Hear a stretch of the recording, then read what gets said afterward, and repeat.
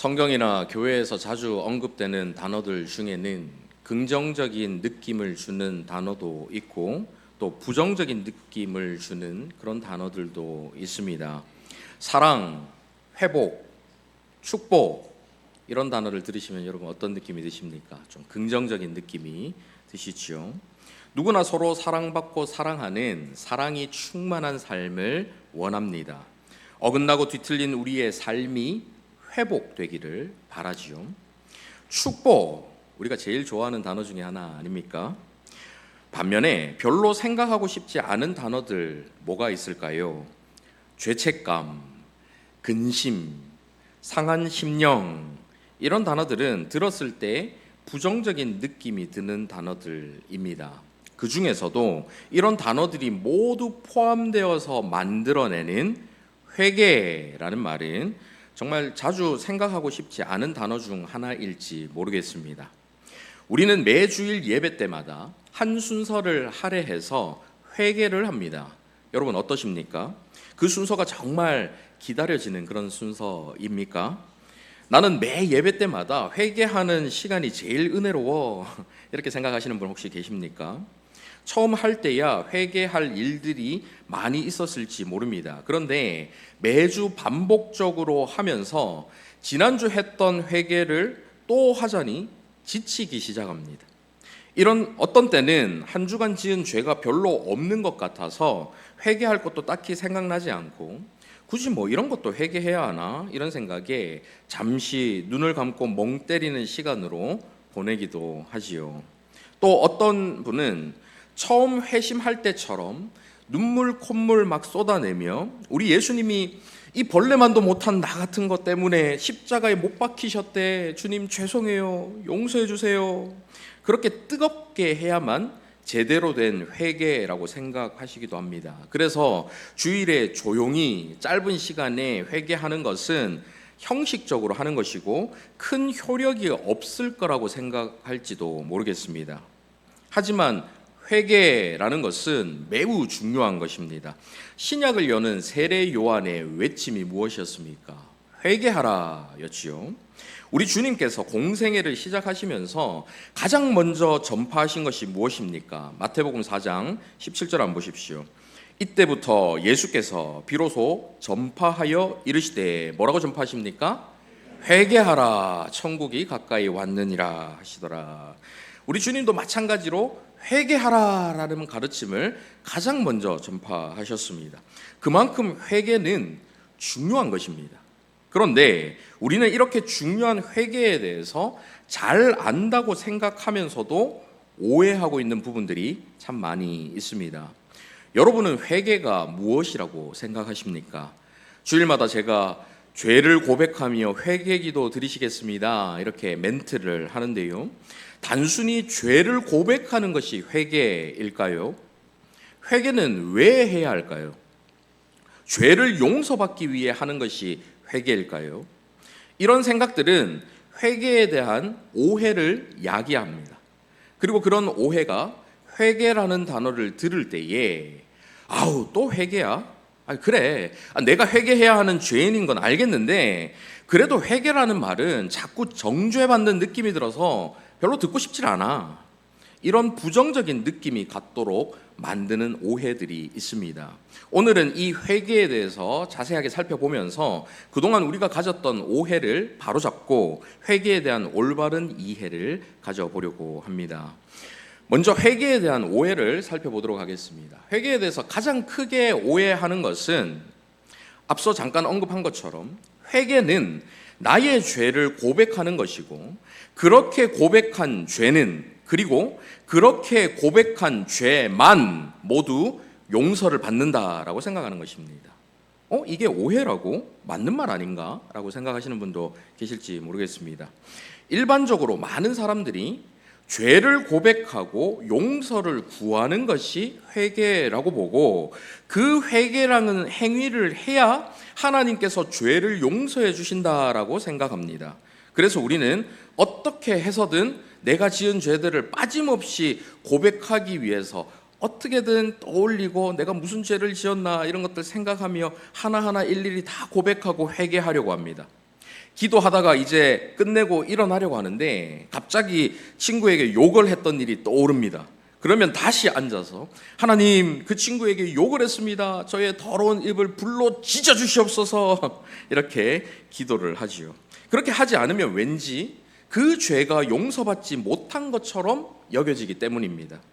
물론 성령님께서 우리에게 죄를 떠오르게 하실 때에 그 죄를 뉘우치고 회개하는 것은 옳은 일이고 꼭 필요한 일입니다. 하지만 우리가 짓는 모든 죄들을 하나하나 빠짐없이 다 고백해야지만 용서받는다고 생각하는 것은 오해입니다. 우리는 회개를 했기 때문에 죄를 용서받는 것이 아닙니다. 다시 한번 말씀드립니다. 우리는 회개를 했기 때문에 죄를 용서받는 것이 아닙니다. 어떤 사람이 사기를 쳐서 다른 사람의 돈을 빼앗아갔다라고 한번 생각을 해봅시다. 피해자는 사기당한 돈 때문에 가족의 병원비를 내지 못했고 결국 그 가족이 목숨을 잃었습니다. 만들어낸 이야기입니다. 그런 상황을 가정에서 한번 생각해 보자는 것입니다. 근데 그 사기친 사람이 판사 앞에 서서 울며 불며 자신이 잘못했다고 싹싹 빌었습니다. 그것마저 거짓인지 참인지 모르지만 그 울며 불며 싹싹 비는 그 모습을 본 판사가 마음이 약해져서 그 사람에게 무죄를 선고하고 풀어줬다고 한번 생각해 보십시오. 이것이 공정한 판결이라고 할 수 있을까요? 이 판사가 정의로운 판사라고 이야기할 수 있을까요? 죄를 지은 사람이 얼마나 진실되게 죄를 고백하고 얼마나 많이 울었느냐에 상관없이 법으로 정해진 죄에 대한 형벌과 죄에 대한 대가를 모두 치르는 것이 공정한 판결입니다. 죄의 삭은 사망이요. 로마서 6장 23절 말씀처럼 우리가 하나님 앞에서 지은 죄에 대한 형벌과 대가는 사망입니다. 티끌만큼의 죄도 허용할 수 없는 거룩하신 하나님 앞에서는 그 어떤 죄라도 불로 모조리 태워 없애버려야 하는 악독한 것들이지요. 더군다나 하나님께서는 인간이 죄를 짓기 전에 이미 선악을 알게 하는 나무의 열매를 먹는 날에는 반드시 죽으리라.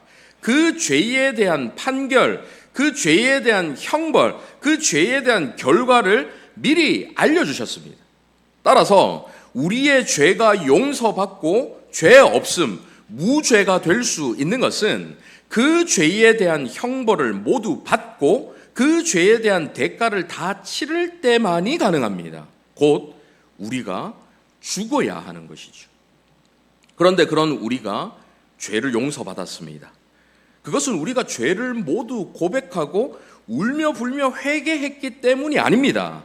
그것이 우리에게 용서를 가져다 준 것이 아니라 우리 주 예수 그리스도께서 우리의 죄에 대한 형벌을 십자가 위에서 모두 다 받으시고 우리가 치러야 할 모든 죄값을 대신 다 치루어 주셨기 때문입니다. 여러분 아멘이십니까? 예수님께서 십자가 위에서 감당하신 이 속죄의 효력은 우리의 과거와 현재, 미래의 모든 죄까지 다 포함됩니다. 따라서 우리의 죄는 이미 다 용서받은 것이지요. 로마서 8장 1절 한번 보십시오. 같이 한번 읽어보실까요? 시작. 그러므로 이제 그리스도 예수 안에 있는 자에게는 결코 정죄함이 없나니 그리스도 예수 안에 있는 자에게는 결코 정죄함이 없습니다. 이미 주님께서 십자가에서 모든 형벌을 다 받으셨기 때문이죠. 그러면 우리는 회개를 할 필요가 없을까요? 회개를 하면 오히려 예수님께서 이미 다 치르신 이 속죄에 대해서 믿지 못하고 그 공로를 약화시키는 것일까요? 그것은 아니지요. 예수 그리스도의 속죄 사역과 우리가 해야 하는 회개를 혼동해서는 안 되는 것입니다. 그러면 우리가 해야 하는 회개라는 것은 무엇일까요?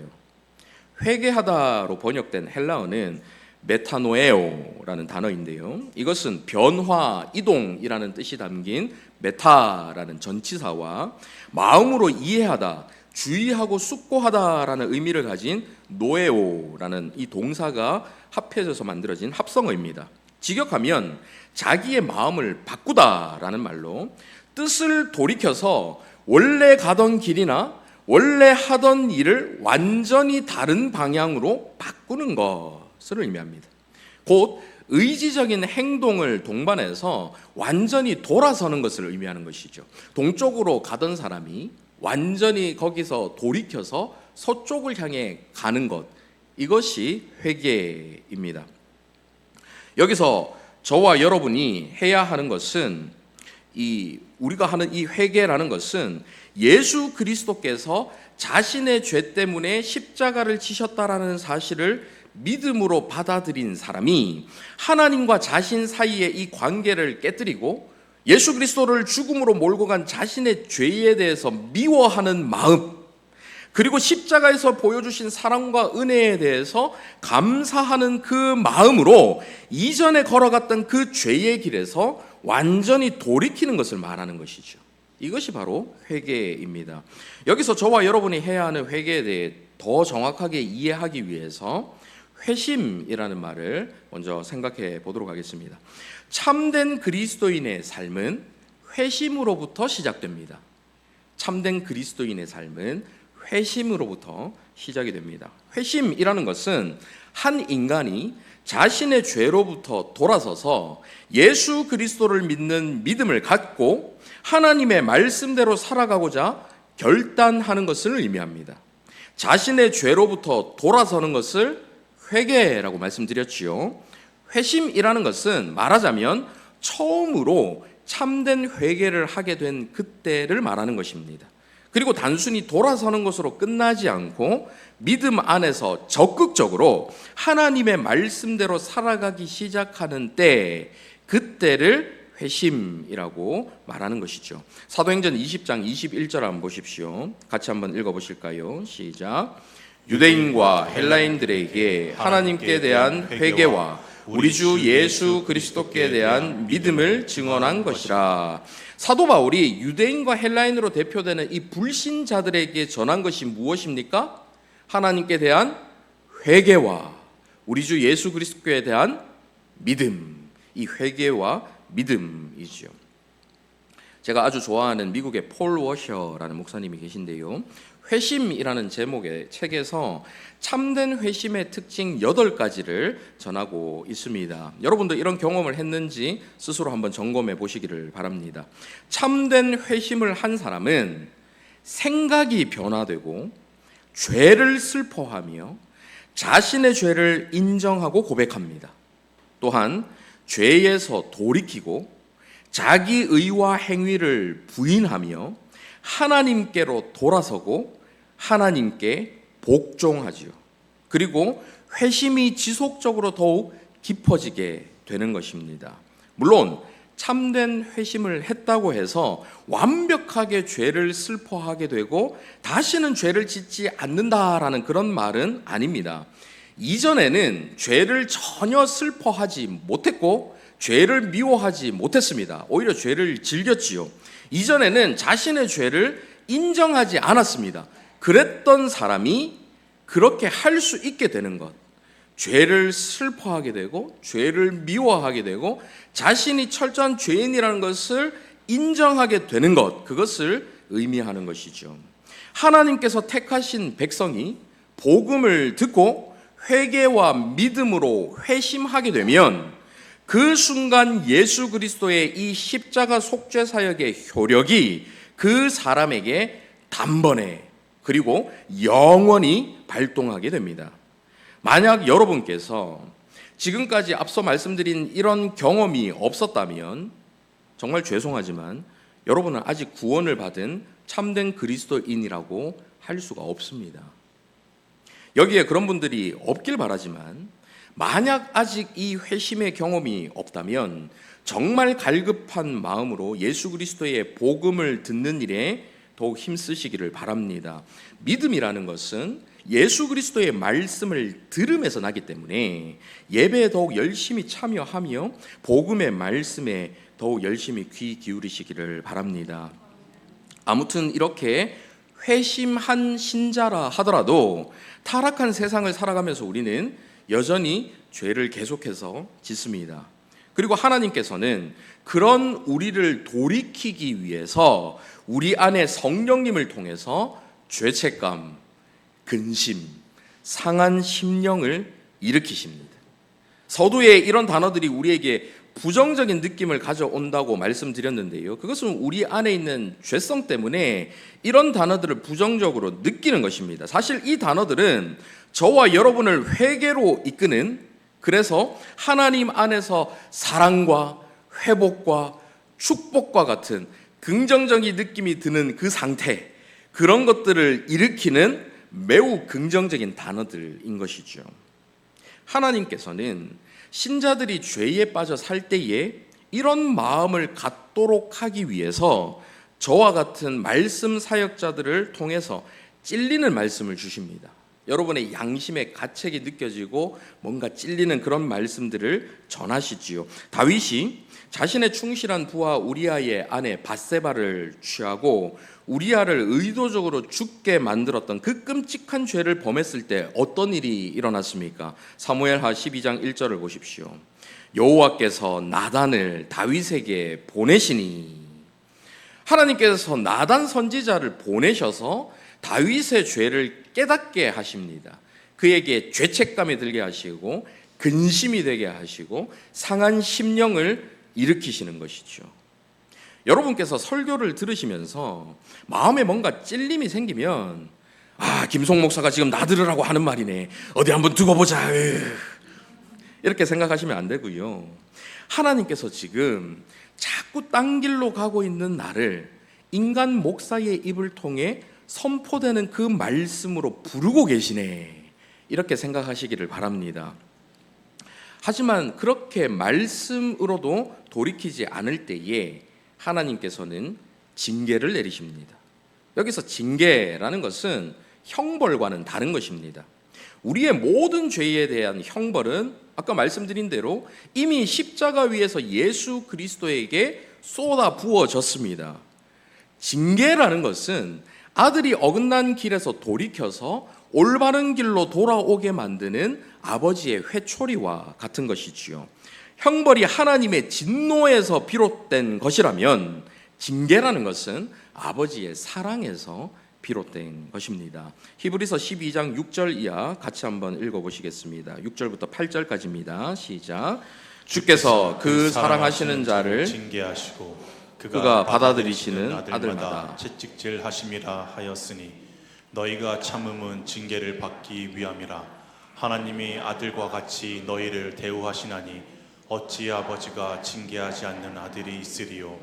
징계는 다 받는 것이거늘 너희에게 없으면 사생자요 친아들이 아니니라. 하나님께서 우리를 친아들처럼 여기시기 때문에 징계하시는 것이죠. 말씀을 듣고 찔림을 느끼거나 하나님의 징계를 받은 사람은 정신을 차리고 회개하게 됩니다. 여기서 중요한 것은 하나님께 돌아가는 회개를 하는 것이지 죄를 없애기 위한 속죄를 하는 것이 아니라는 것입니다. 예수 그리스도께서 이미 완성하신 완전한 속죄를 근거로 하나님께로 다시 돌이키려는 마음의 표현과 의지의 결단이 바로 회개라는 것이지요.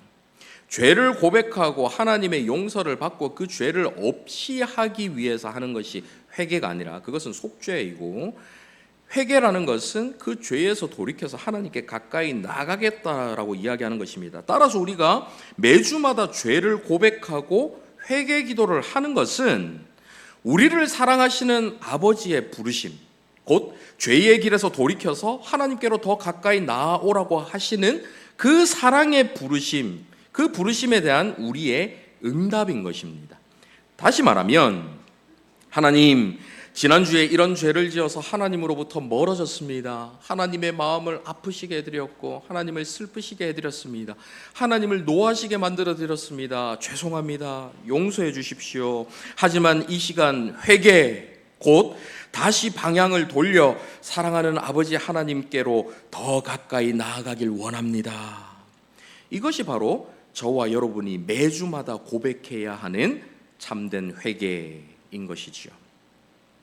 그렇게 우리가 회개할 때에 하나님께서는 예수 그리스도께서 십자가에서 이루신 그 속죄의 공로를 근거로 우리를 반드시 용서하셔야만 합니다. 용서하지 않으면 안 되는 상황에 놓이시는 것이죠. 왜냐하면 예수 그리스도 때문에. 말하자면 다시 돌아가겠다라고 하는 자녀들의 고백을 들으실 때에 그 자녀의 어떠함 때문이 아니라 그 자녀가 막 울고불고 해서 많이 울면 어디 보자 좀 불쌍해 보이니까 내가 용서해주고 뭐 적게 우니까 그냥 조용히 기도하니까 용서 안 해주고 그런 것이 아니라 내가 받아줄까 말까를 고민하면서 하나님 뜻대로 받아주시거나 받아주시지 않거나 그런 것이 아니라 무조건 그 자녀를 받아주셔야만 한다는 것이죠. 왜냐하면 그 자녀를 붙들고 계신 예수 그리스도 때문에, 그 예수 그리스도께서 십자가에서 모든 형벌을 다 감당하셨기 때문에 그 예수 그리스도 때문에 결코 거절하실 수 없고 반드시 그 자녀들을 다시 받아주셔야만 하는 것입니다. 그래서 이어지는 사죄 선언이라는 것은 그 자녀를 다시 받아들이시겠다라는 하나님의 말씀이 되는 것이지요.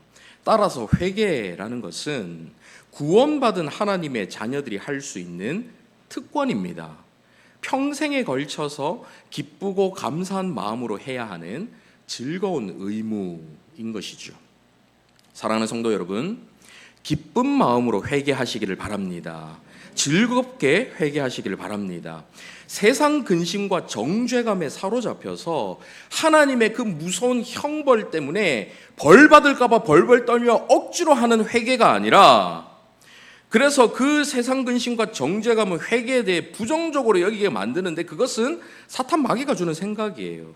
진리가 아닙니다. 고린도서 7장 9절 10절 같이 한번 읽어보시겠습니다. 내가 지금 기뻐함은 너희로 근심하게 한 까닭이 아니요 도리어 너희가 근심함으로 회개함에 이른 까닭이라. 너희가 하나님의 뜻대로 근심하게 된 것은 우리에게서 아무 해도 받지 않게 하려 함이라.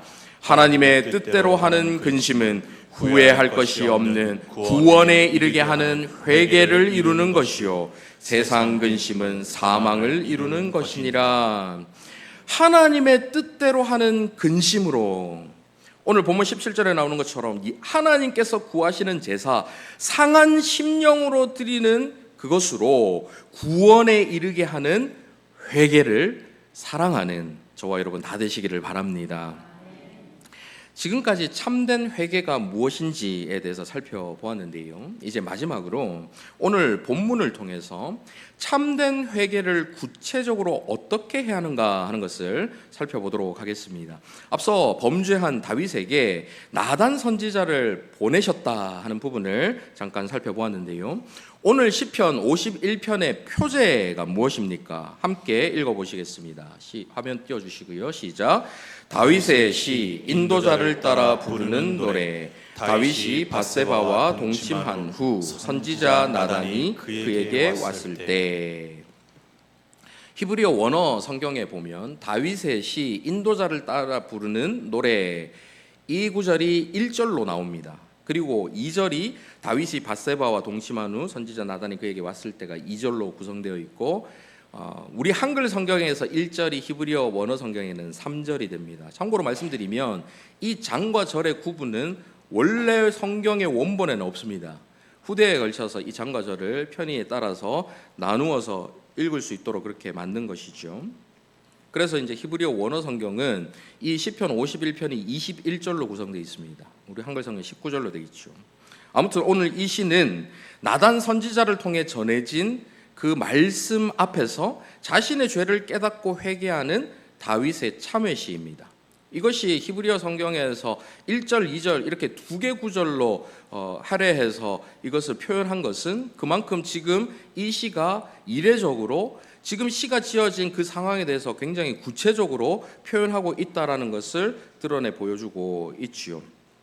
마틴 로이드 존스 목사는 이 시에 대해서 참된 그리스도인이 되고자 하는 사람이라면 누구나 반드시 거쳐야 하는 여러 단계와 과정들을 대단히 명료하면서도 설득력 있게 드러내고 있다라고 설명합니다. 말하자면 저와 여러분이 성경 안에서 찾을 수 있는 가장 바람직한 회개의 모범이다라고 할 수 있는 것이죠. 다윗은 먼저 자신이 지었던 그 모든 죄, 자신이 범한 죄에 대해서 여러 다른 종류의 이 단어들로 여러 번 언급합니다. 그러면서 자신이 죄인이라는 것을 아주 철저하게 인정하고 있습니다. 1절 한번 보십시오. 1절에서 내 죄악을 지워주소서 할 때의 이 죄악이라는 것은 페쏴라는 단어를 사용했는데요. 이 단어는 죄 중에서도 반역죄를 의미합니다. 이 고대 왕정 사회에서 반역죄는 가장 무서운 죄로 취급해서 그 형벌도 가장 무서운 형벌을 주지요.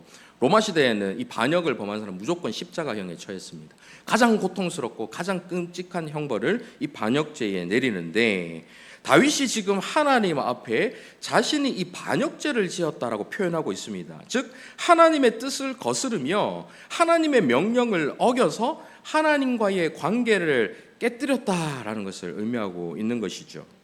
2절에서 나의 죄악이라고 번역된 단어의 원형은 왜곡하다라는 뜻을 가진 아온이라는 단어를 썼습니다. 본래의 상태에서 벗어나서 왜곡된 상태를 의미하는 것이죠.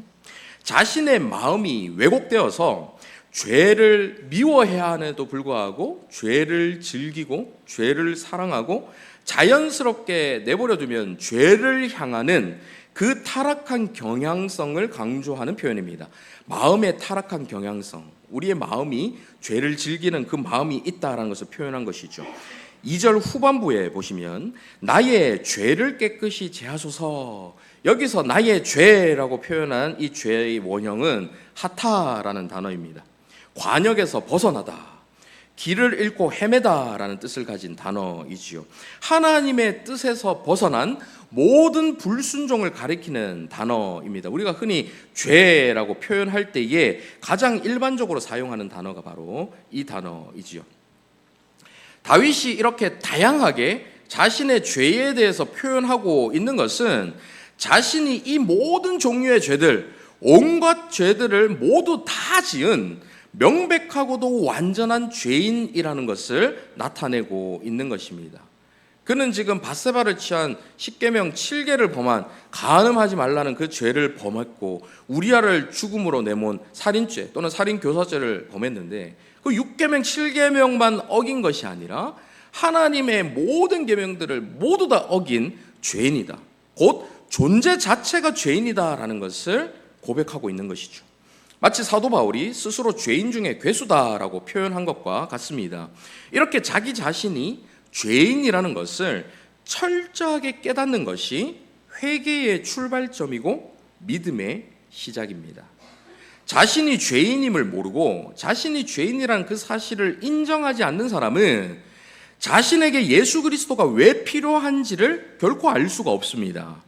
이런 사람들은 아니 교회만 가면 죄인이라고 하니까 그리고 스스로 돌아봐도 죄가 아예 없다라고 하기엔 거리낌이 있으니까 내가 죄인인가 보다 하지만 그래도 내가 무슨 사람을 죽인 것도 아니고 다윗처럼 누구 아내를 빼앗은 것도 아닌데 이런 나를 위해 예수님이 십자가까지 지셔야 하나, 내가 그런 죄인들과 똑같은 죄인이라고 이야기하는 것은 기분 나빠, 이런 생각이 들지도 모르겠습니다. 하지만 너무나도 거룩하신 하나님 앞에 서면 자신의 존재 자체가 죄라는 사실을 깨닫게 됩니다. 하나님의 거룩이라는 것은 그 무엇과도 비교할 수 없이 절대적으로 정결하고 절대적으로 완벽한 것입니다. 그 찬란한 영광은 압도적으로 크고 놀랍습니다. 그 거룩과 영광 앞에 섰을 때에 그에 비해 저와 여러분을 포함한 모든 인간은 너무나도 탐욕스럽고 이기적이고 음란하고 교만하다라는 사실을 깨닫게 됩니다. 시기와 질투와 미움과 분노와 거짓과 속임수와 차별과 압제와 중독과 무절제와 불순종과 게으름과 온갖 더러움이 가득한 그야말로 존재 자체가 죄덩어리다라는 사실을 발견하게 되는 것이죠. 그리고 모든 죄 중에 가장 큰 죄, 사랑해서는 안 되는 그 모든 죄들을 즐기고 사랑했던 것, 반드시 사랑해야 하는 하나님, 자신에게 사랑과 희생과 헌신과 은혜와 자비와 인자와 긍휼과 물질과 생명과 심지어는 아들까지 모든 것을 내어주신 바로 그 아버지 하나님은 사랑해야만 함에도 사랑하지 않고 무관심하고 멀리하고 꺼려했던 죄, 그 하나님을 알지 못하고 그 하나님을 알려고 하지도 않았던 죄, 하나님을 믿지 않은 그 죄가 바로 가장 큰 죄인 것이죠. 자신이 죄인됨을 자각한 다윗은 그 죄가 거룩하고 의로우신 하나님을 얼마나 슬프고 분노하게 만들었는지를 생각하게 되는 것입니다. 저와 여러분이 죄인이라고 인정하고 깨닫는 것은 저와 여러분이 얼마나 착하게 살았냐, 저와 여러분이 얼마나 눈에 보이는 죄를 짓지 않고 살았냐가 아닙니다. 거룩하신 하나님 앞에서 그 하나님을 더 사랑하지 못한 것 자체가 저와 여러분의 죄인 것이죠. 그렇게 자신의 죄인됨을 자각한 다윗이 자신의 죄 때문에 하나님께서 어떤 마음을 가지시는지, 얼마나 슬퍼하시는지를 생각하면서 4절과 같은 고백을 합니다. 4절을 표준 세번역으로 함께 읽어보도록 하겠습니다. 시작. 주님께만, 오직 주님께만 나는 죄를 지었습니다. 주의 눈 앞에서 내가 악한 짓을 저질렀으니 주님의 유죄 선고가 마땅할 뿐입니다.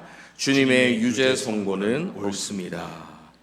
여기서 다윗이 주님께만 죄를 지었습니다라고 이야기하는 것은 사람에게, 바세바나 우리아에게 죄를 짓지 않았다라는 의미가 아니라 사람에게 지은 그 죄가 곧 하나님을 향한 죄라는 것을 깨닫고 인정한다라는 것입니다. 이것을 깨달은 사람은 하나님 앞에서 지은 그 죄를 없애기 위해서 존재 자체가 죄인인 자기 스스로는 아무것도 할 수 없음을, 자기가 할 수 있는 일이 아무것도 없음을 절감하게 되지요. 그리고 그때 비로소 자신에게 누군가가 필요하다라는 사실, 자신에게 예수 그리스도께서 필요하다라는 그 사실을 깨닫게 되는 것입니다. 이것을 깨닫지 못한 사람은 결코 회개할 수 없고 회심할 수 없습니다. 다시 말하면 결코 구원을 받지 못하는 것입니다. 스스로 정결하게 될 수 없다라는 것을 깨달은 다윗이 뭐라고 고백합니까? 7절 함께 읽어보시겠습니다. 시작. 우슬초로 나를 정결하게 하소서. 내가 정하리이다. 나의 죄를 씻어주소서. 내가 눈보다 희리이다. 우슬초라는 것은 레위기에 보면 나병 환자가 나았을 때에 그를 정결하게 하는 의식에서 사용이 되고, 민수기에 보면 시체를 만져서 부정해진 사람을 정결하게 하는 의식에서 사용이 됩니다.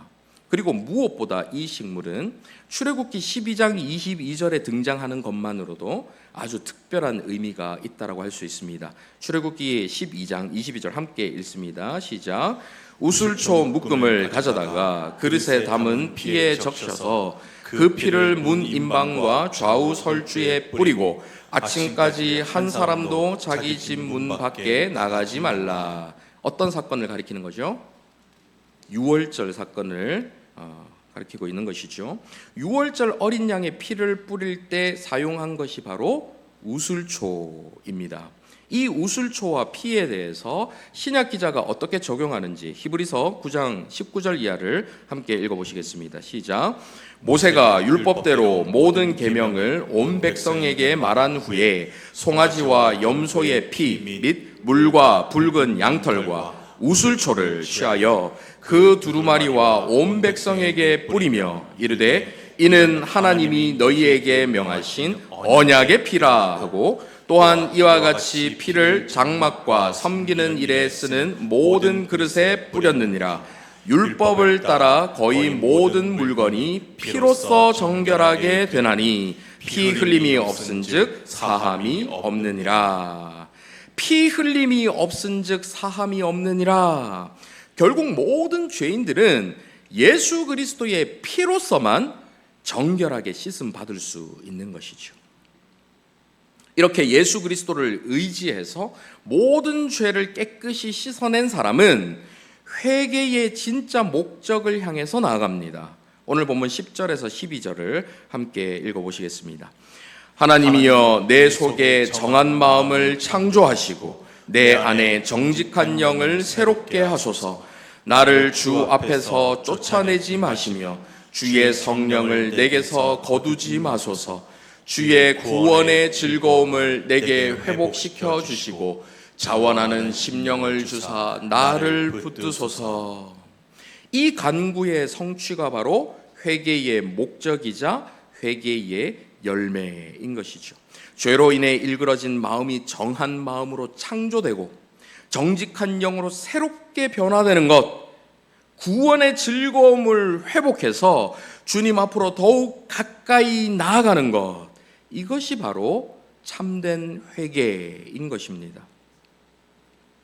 이제 말씀을 맺겠습니다. 우리가 회개를 싫어하는 이유가 무엇일까요?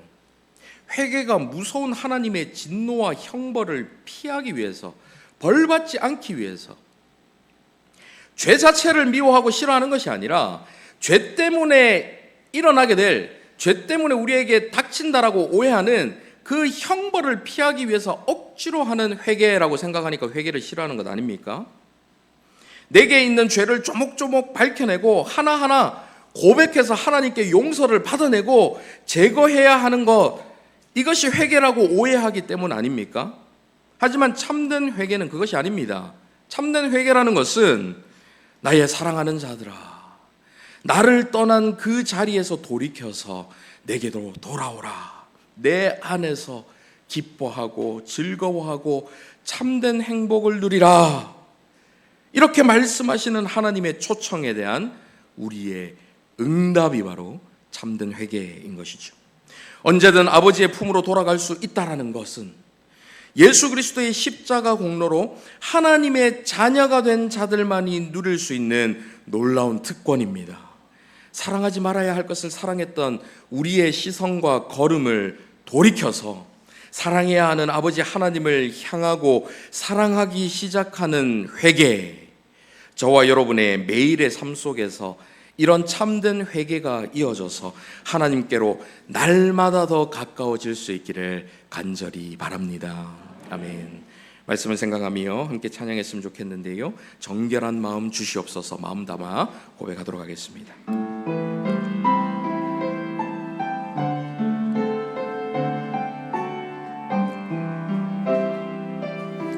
정결한 마음 주시옵소서.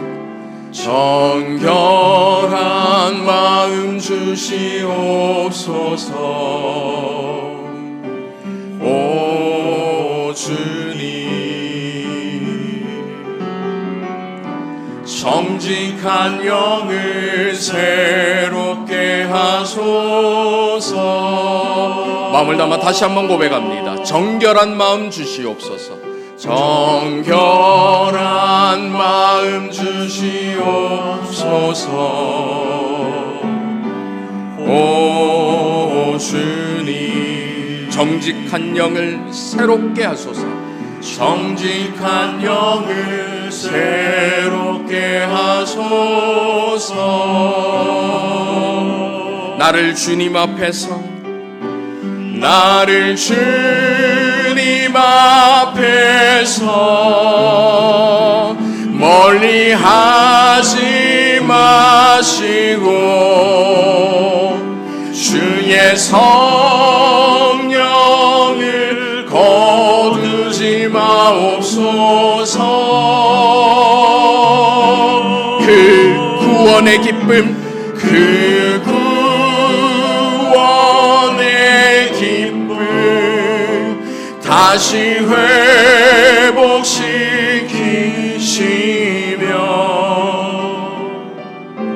변치 않는 마음 내 안에 주소서.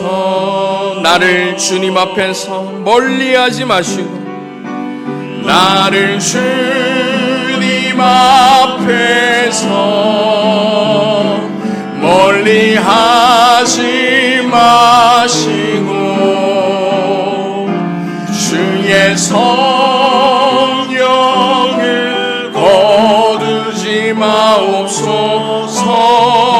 그 구원의 기쁨, 그 복음의 감격, 그 첫사랑을, 구원의 기쁨 다시 회복시키시며 어떠한 상황 속에서라도 변치 않는 마음 내 안에 주소서.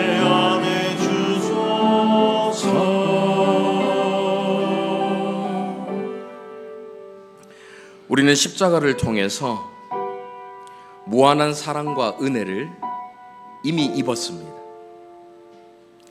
우리의 모든 죄에 대한 형벌은 이미 예수 그리스도를 통해서 다 쏟아부어졌고, 그 모든 죄에 대한 대가를 우리 주님께서 다 치르셨습니다. 그러므로 그리스도 예수 안에 있는 자에게는 결코 정죄함이 없습니다. 여러분, 구원을 잃을까봐, 이 죄 때문에 하나님의 용서를 받지 못할까봐 두려워 벌벌 떠실 필요가 없습니다. 저와 여러분의 죄에 대한 대가는 이미 우리 주 예수 그리스도께서 다 치르셨습니다. 그런데 그럼에도 불구하고 우리는 죄악된 유혹에 넘어지고 또 넘어져서 죄를 짓고 또 짓습니다. 하나님께 돌아왔다가도 또다시 멀어지기를 반복하는 것입니다. 조금이라도 멀어질 때마다, 죄로 인해서 하나님과의 그 거리가 조금이라도 멀어질 때마다 우리는 다시 돌이키고 돌이켜야 합니다. 회개, 하나님께 다시 돌아가야 하는 것이죠. 복의 근원이신 하나님을 떠나서는 복을 누릴 수 없고, 생명의 근원이신 하나님을 떠나서는 우리가 살아갈 수 없기 때문입니다. 이 시간 함께 기도하실 때 정결한 마음 주시옵소서, 정직한 영을 새롭게 하여 주시옵소서, 나를 주님 앞에서 멀리하지 마시고 주의 성령을 거두지 말아 주시옵소서. 처음 가졌던 그 구원의 기쁨, 그 복음의 감격을 다시 회복시키시고 어떠한 상황 속에서도 변치 않는 마음을 내 안에 부어 주시옵소서. 말씀을 생각하며 함께 기도하며 나가도록 하겠습니다. 살아계신 아버지 하나님, 아버지 하나님, 하나님께서 우리에게 베풀어 주신 그 사랑과 은혜를 기억하기를 원합니다. 두려워서 벌 받을까봐 하나님께 벌벌 떨며 죄를 고백하고 용서를 구하는 것이 아니라, 그 죄 때문에 하나님께서 슬퍼하셔서, 그 죄 때문에 하나님께서 진노하셔서, 그 죄 때문에 하나님의 마음이 아프셔서, 그 죄 때문에 사랑하는 하나님과 멀어져서 그 죄를 미워하고 그 죄를 슬퍼하고 그 죄를 고백하며 하나님께 용서를 구하고 하나님께 더 가까이 나아가겠노라, 하나님께 더 가까이 돌아가겠노라 회개하는 우리가 될 수 있도록 인도하여 주시옵소서. 날마다 회개를 사랑하고 즐겁게 회개함을 통해 오늘도 멀어진 우리가 주님께 더 가까이 나가게 하여 주셔서 어제보다 오늘도, 오늘보다 내일도 주님 앞에 더 가까이 나아갈 수 있도록 인도하여 주시옵소서. 예수 그리스도 때문에 우리의 어떠함이 아니라 예수 그리스도를 바라보며 우리를 받아주시는 하나님의 그 사랑을 저희들이 기억하며 감사함으로 나아갈 수 있도록 인도하여 주시옵소서. 살아계신 아버지 하나님, 세상 가운데서 순간순간 죄악에 빠져 살아가지만 그럼에도 다시 돌이켜 예배의 자리로 하나님께로 더 가까이 나아갈 수 있도록 인도하여 주심에 감사드립니다. 우리가 어떤 죄를 지었고 어떤 연약하고 완악한 모습을 가졌다 할지라도 하나님께 다시 돌이켜 회개하며 돌아올 때마다 우리의 어떠함 때문이 아니라 예수 그리스도를 인하여서 우리를 다시 받으시고 다시 품으시고 다시 안아주시는 그 하나님의 은혜, 그 사랑을 기억하며 모든 감사와 찬양을 올려드립니다. 늘 회개를 사랑하고 늘 회개를 즐거워하며 늘 회개, 하나님께 더 가까이 나아갈 수 있는 저희 모두가 될 수 있도록 인도하여 주시옵소서. 살아계신 예수 그리스도의 이름으로 기도하옵나이다. 아멘.